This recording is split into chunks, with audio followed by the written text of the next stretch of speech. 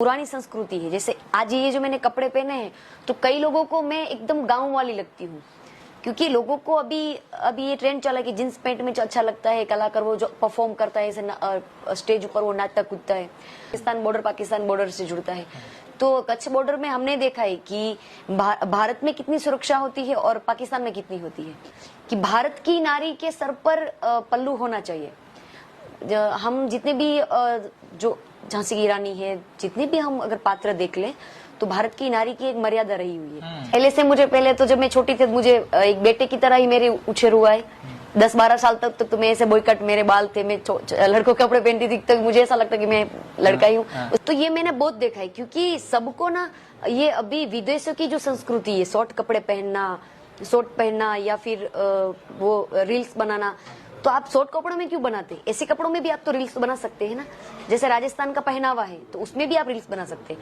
हमारा जो भारत की साड़ी पहनकर भी आप रील्स बना सकते हैं। ये जरूरी नहीं कि आप ऐसा छोटे कपड़े पहन के नाचे। वैसे ये अभी तो ये ऐसा युग है कि सब आजाद है, अपने विचारों से सब मुक्त है, कि जिनको जो अच्छा लगे वो कर सकता है। पर कहीं ना कहीं हम जिस धर्म से आते हैं, हम जिस जगह से आते हैं, तो हमें ये सोचना है कि हमें ये शोभा नहीं देता। नहीं, वैसे कभी पहले भी नहीं सोचा था और आगे भी नहीं सोचा। भगवान जहाँ पहुंचाएंगे वहां चले जाएंगे। उनको ये अलग लगता था कि ये हमारे समाज में तो ऐसा कोई गाता नहीं था।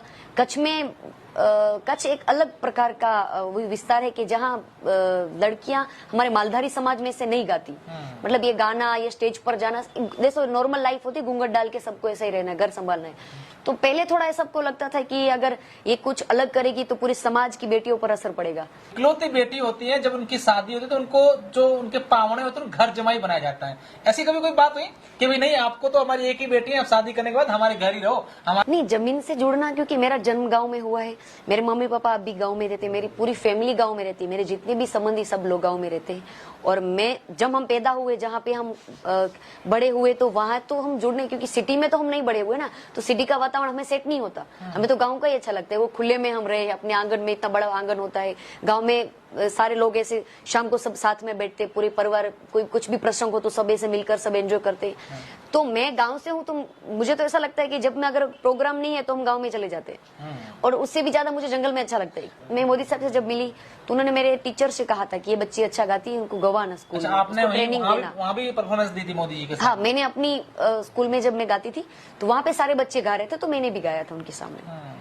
तो उसके बाद से मिलने का वो जो कारवां है वो चलता गया। हाँ, तब उन्होंने मुझे 250 रुपया दिया था। और मेरे जो स्कूल टीचर था उनको बोला कि ये बच्ची अच्छा गा रही है, प्रार्थना में अगर हो सके तो उसको आप अपने हिसाब से इनको ट्रेनिंग देना।